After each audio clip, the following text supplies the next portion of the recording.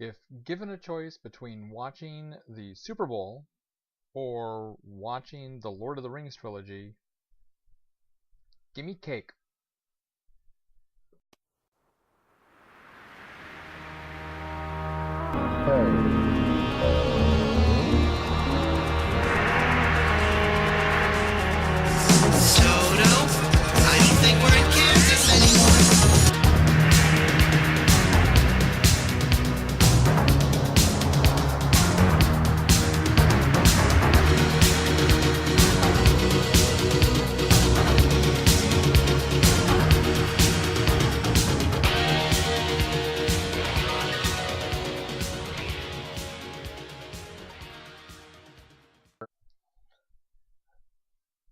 Okay, so hey, yeah, I guess the Super Bowl's going on.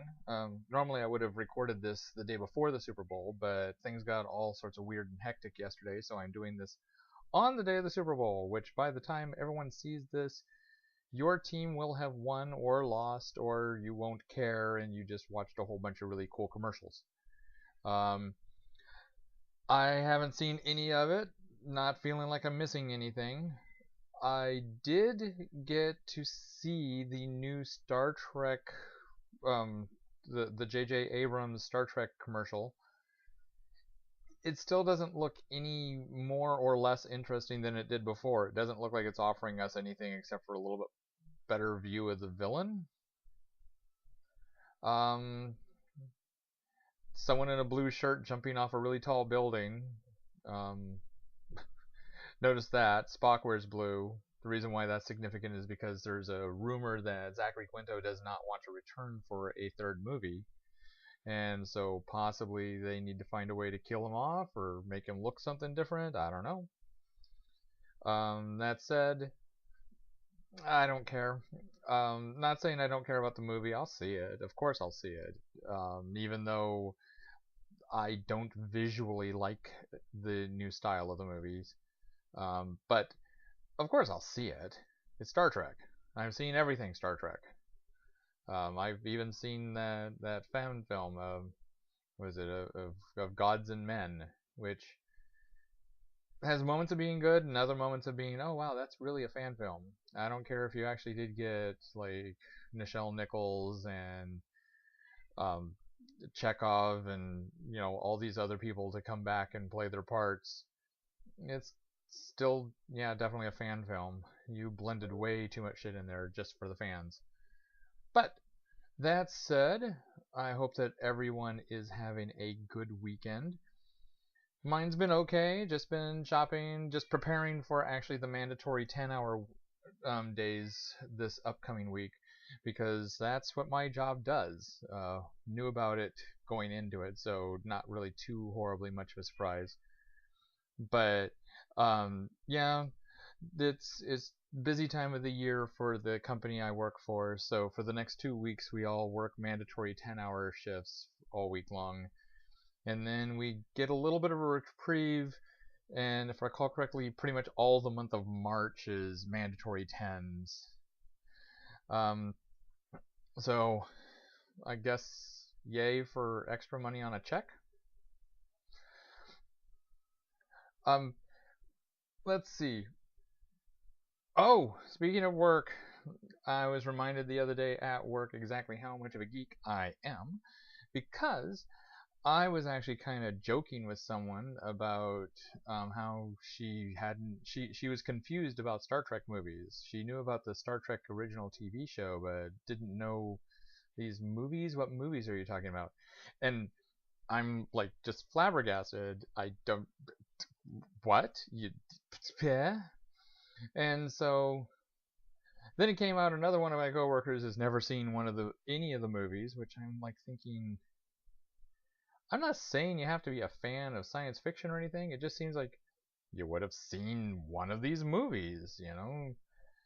I'm not a fan of like chick flicks, but I've seen Devil Wears Prada against my will.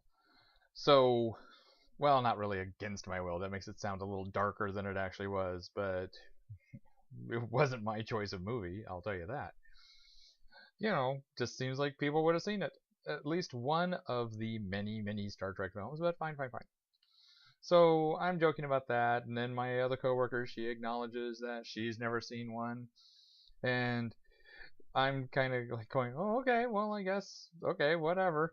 That's just odd for me to wrap my brain around. And then the guy who's basically training us, his name's Frank, really nice guy. He kind of jumps in. He's like, well, different people, my coworker's never seen one. Oh, well, I just like movies that, where I could at least imagine it could really happen.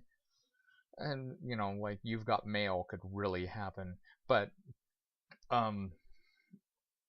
then he's like, well, some people, they're really imaginative movies and stuff like that. A lot of people really like that aspect of it, and seeing the science and the science fiction and the speculation and the parallels to today's world, and you know a lot of people just really like that aspect of it and the science and stuff. It's not like the crazy people out there who just like that weird science that doesn't really apply to anything, or who study mathematics and exactly how mathematics works without any practical application in the real world.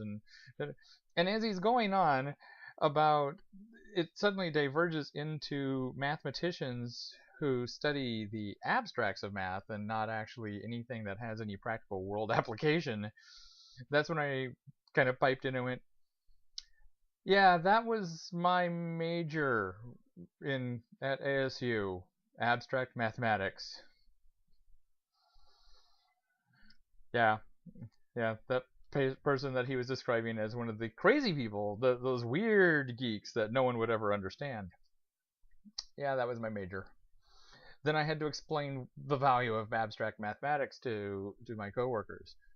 And unfortunately, when you're dealing with a bunch of people who don't really know science that well, it's really hard to explain how abstract mathematics is important to everything else. Because explaining why it's important that a donut is like a coffee mug makes absolutely no sense to anyone outside of people who need to know, yeah, that's how that works, and that's why we're able to see things across the universe. So that was my revelation of being the biggest geek at work moment. Wanted to touch on a couple little things that I watched this week. This is me trying to keep my gay card. I many times am in jeopardy of losing my gay card. And here we go. I watch a couple shows. I had a small... Okay, preface everything before we go on. I know this is supposed to be the long show. This is the week of the long show, and then next week will be the short show, and then the long show, short show, long show, short show, blah, blah, blah. I made copious notes so that I could keep everything going, so that I could remind myself, so I wouldn't have to ramble on and lose direction and stuff. And I did this at work, and I sent my notes to myself in an email, and somehow the document that was sent as just an invalid document, and my computer won't open it. So I don't have my notes. So now I'm trying to remember and reorganize off the top of my head. I somewhat scribbled down a couple things real quick, so bear with me. This may be another short week. Okay, but and those of you who are watching the video version, I have a possible solution for the long shows that I'm going to try. We'll see how it works. Okay? Those of you who are listening to the audio version, good job! You won't even notice, because that's how audio podcasts are. Sometimes they're long. I got my gay shows. Gay shows! I want to get like as I guess they're called a bumper for that, so I can just slide that in there and it'll be talking about gay shit. But watched RuPaul's Drag Race. Was kind of looking forward to that because that's one of my favorite shows, actually. The All-Stars I found a little disappointing, although I was happy with who won the All-Stars. Chad Michaels was fantastic. I just was disappointed in how short it was. It making them compete in teams seemed to be a matter of like, okay, we got 12 girls, but we're gonna like try to get rid of them in just 6 weeks and just push this out of here. So bam. Um, that said, back to this season. Interesting little things. There was some shade being tossed between two of them, who I can't remember the name of, but one of them was revealed as being former Miss Gay USA, I think 2010, and then another one came in at the end, Coco or something. I'm horrible with names. Don't even ask me. I don't know their names. But they hate each other, and from what I understand, it's because Little Miss I Was Miss Gay USA lost her title for questionable reasons from what I've heard. I don't know if it's because of what she did, or it's because of what she didn't do, or because of politics. I don't know. But Coco, or who the person I'm going to call Coco for right now, is the one who ended up finishing out the term as Miss Gay USA. And they have bad blood between each other for that. Then we also had Alaska on. That's the girlfriend, boyfriend, whatever you want to call it, of last year's winner, Sharon Needles. Now, Alaska has tried to get on RuPaul's Drag Race every year it's been on. Sharon just put in one, got in that same season, and won that same season. So Alaska was a little bitter. Alaska's on now. Alaska even acknowledged that she was a little bitter during the whole show. But Alaska just seems to be a poor imitation of Sharon. That's my big deal. Her runway walk was good. First of all, she gave up on the mini challenge, which right there I would have sent her home, because there was no way that Sharon was going to give up on anything. And then her runway walk, while it looked good, it had a stupid accessory of a garbage bag, which would have been kind of cool and original if we hadn't already really seen Sharon Needles do that same kind of shtick, and much better. So if she had just walked down with her stuff and didn't have the I'm being weird accessory, I probably would have been fine with it. But she was trying too hard that it brought back bad comparison to her ex.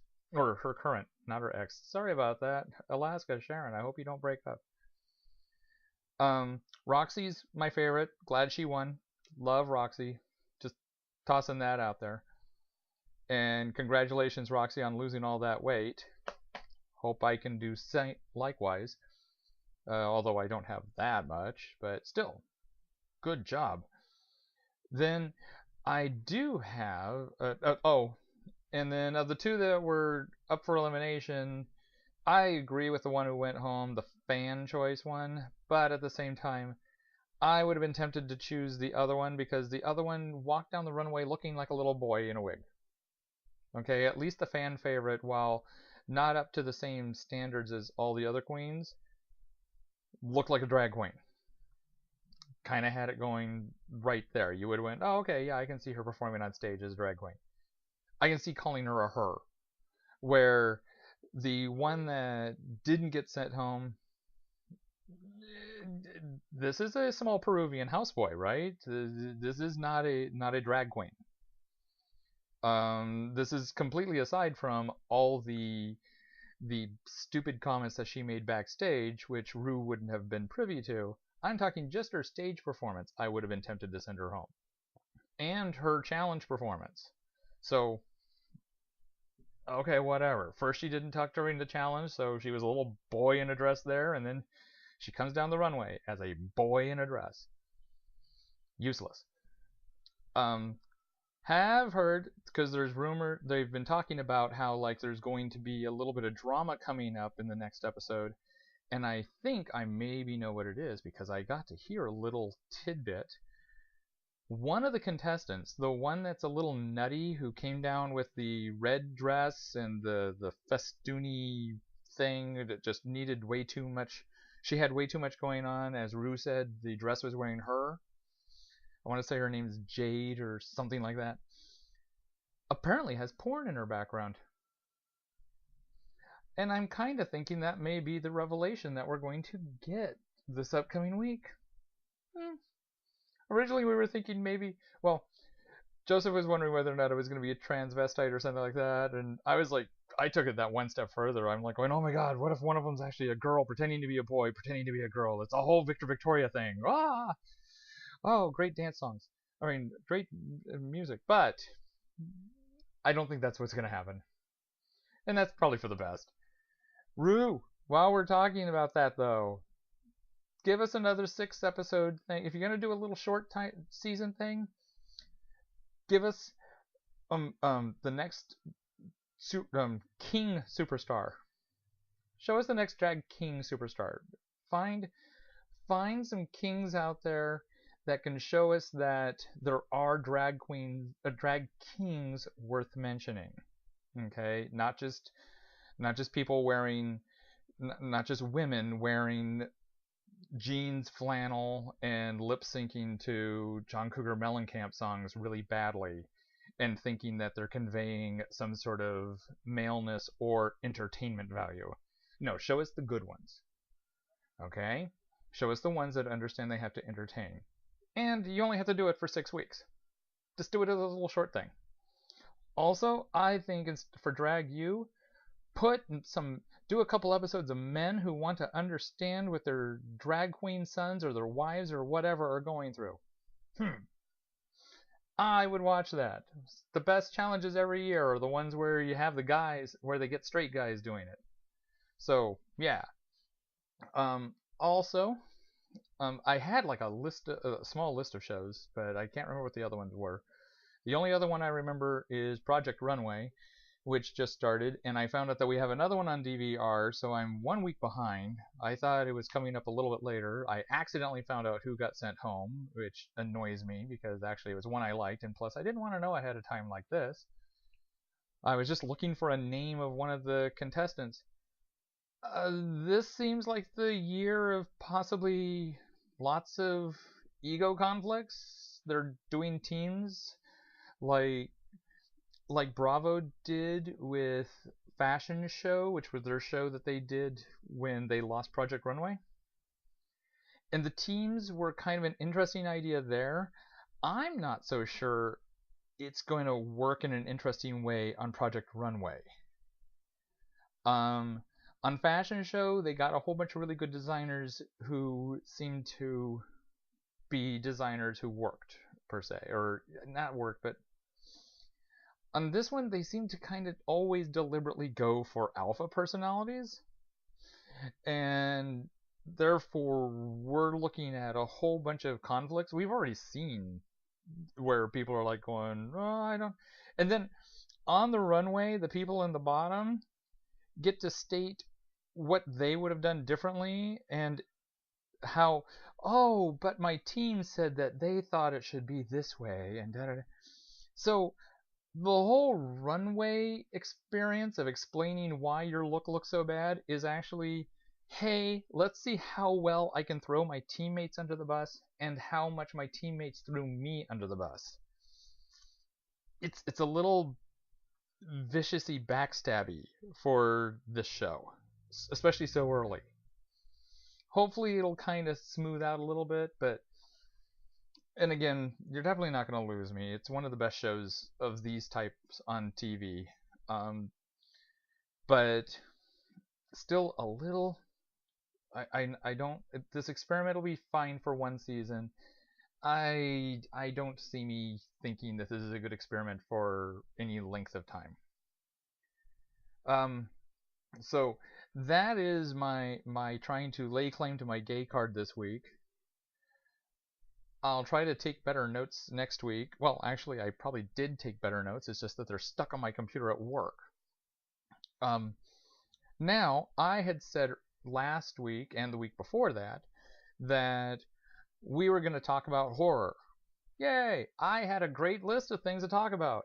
Yay! It's at work, stuck on my computer. Remember? Yeah. So, I have to just try to remember what I was going to talk about. There was a couple little things.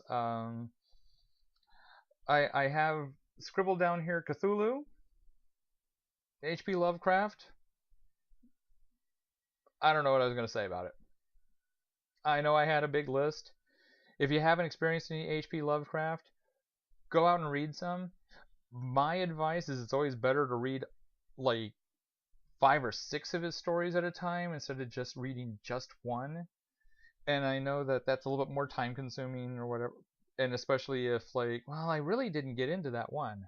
But I think continued exposure helps you understand what's going on, because the horror of an H.P. Lovecraft story isn't so much the monster or whatever, it's the underlying psychological tension and insanity that's going on because of the monster in the situation. That's in general the real horror that's going on. That's unspeakable and indescribable, which you'll get real accustomed to reading those words as you read an H.P. Lovecraft story. Cthulhu just becomes just more of a cuddly little construct that just helps the insanity move along as the story goes on. H.P. Lovecraft also, though, did write Herbert West, Reanimator, which was made into a questionably good movie. I greatly enjoy it, but I also greatly enjoy it because of the lead actor who's in it, who has been in many different things. He had a good run doing a show playing Edgar Allan Poe. He was on Star Trek. Why can't I think of the name of the show? Uh, Star Trek Enterprise. Actually, he was on a couple different Star Treks. And Jeffrey Combs. Jeffrey Combs. I was really hoping that I could remember his name, and I did. Jeffrey Combs. He plays the part with such verve that it carries the whole insanity forward through 3 movies. And they've always talked about making a 4th one. It's never been made. It was the best story I heard for that one was that they were going to do a version of the president gets killed and they bring in Herbert West to reanimate his corpse, because that's his thing.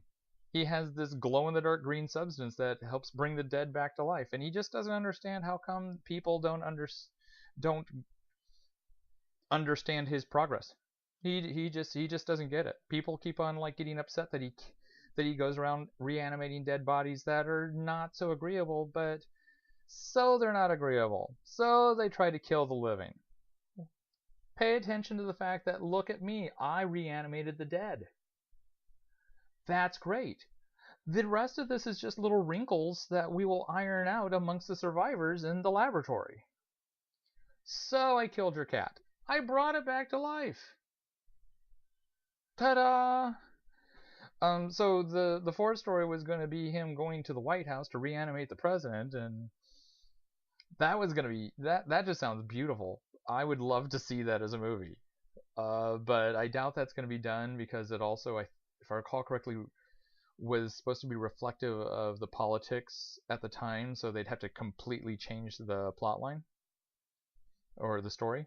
So, but see, in that actually segues into what I was going to talk about next, which I remember, but I don't remember what all I was going to say, and that was horror movies of series.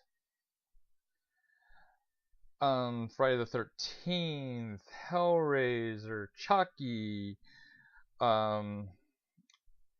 Children of the Corn. Let's see what else. Nightmare on Elm Street, Halloween, Puppet Master, Subspecies, Reanimator, as I mentioned. Whole bunch of these just lend themselves somehow to being series of movies. And we're not talking quite the same as like The Ring and then The Ring 2, or The Grudge and then that becoming the Grudge trilogy, or those things. The closest that I can think of in Japanese terms or Asian horror terms would be a series called Tommy, about this somewhat immortal girl who inspires you to kill others and her eventually in every movie. because she's gonna come back. And if you cut off her arm, well, she's gonna come back. The arm's gonna grow a new body, and she's gonna grow a new arm, and then now there's two Tommies. Eventually, the whole world is nothing but Tommy. Tommy, can you hear me? I can hear you. But I got nothing because I don't remember what I was gonna say. This is what happens when you lose your notes. Or not lose them, but they're just not here. I was going to talk about the appeal of the ups and downs of these things, and I know before someone says something that, hey, maybe you could have just waited and just done the show later when you actually had your notes, realize I want to keep on a schedule. I promised you guys a show this week, and so I'm going to do it, but like I said, this may be a short one. This may be one that I'm just bringing up stuff, and we will discuss it all next week in the short show. Okay, so I may be just tossing shit out there, and then hopefully you will toss some shit right back at me, and we will be going back and forth with the shit like rabid monkeys at the zoo. And it'll stick together into some sort of great show for next week. Kind of like how this is like the lead-in show. Yeah, it's all a plan. It's all a brilliant plan on my part. This is a lead-in show of ideas and concepts that we will further explore next week. I'm not insane. So, the big thing with those series of movies, back to that, I do know that I was going to talk about the appeal of them, and that is after a while you start kind of becoming addicted. You know what the characters are, you know what they're doing, but you start kind of watching them for the highs and lows. You watch them out of sheer curiosity. Friday the 13th is a great example. Most of those movies suck. Okay, after the first two, most of them are really bad. Unless you watch them knowing that they're going to be bad, and therefore you find kind of the enjoyment in watching the whole thing derail. And also looking for those little gems that occur. Not Friday the 13th, Jason Takes Manhattan, but the one right before that, which I believe is Chapter 7, and I can't remember what the subtitle is for it. But it's the one right before Jason Takes Manhattan, which I insist is Jason Takes a Cruise, because pretty much the whole thing happens on a boat, not in Manhattan. But the one right before that is actually pretty good. Okay, it actually has a certain joie de vivre that propels it through. There's a little touch of humor here and there. It gets what it is and does what it is pretty well. Okay? And a lot of these series have that. These ups and downs. Nightmare on Elm Street, after the first one, I think it was all downhill. Everyone talks about the second one, but then the third one being good, and then it kind of loses direction.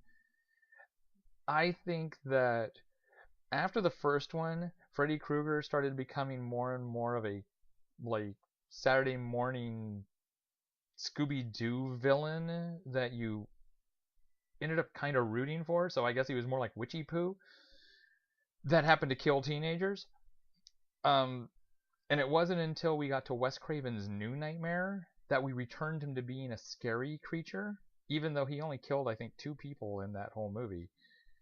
He became more scary again back in that movie, instead of the cartoon thing that he had become prior to that. And Jason versus Freddy, let's just ignore that. It's not continuity anyway. So there's all these highs and lows. And I have my personal favorites in pretty much all of these series. I mean, even Puppet Master, there's a couple that I really like. Subspecies, I even have a hard time considering horror, because Subspecies seems more like just a series of, it's more of a fantasy series with vampires and little trolls that are born from cutting off your finger. It it doesn't really feel like a horror series to me. But all of the Children of the Corn, I love when that kid's sitting there carving into the little wooden figure and the woman starts bleeding all over the place in church. And when the lady gets the house splat out on her, and I know it's absolutely horrible and out of character camp in the movie when she goes, "What a world!" But I can't help but actually kind of smile every time I hear that, even though it's horrible.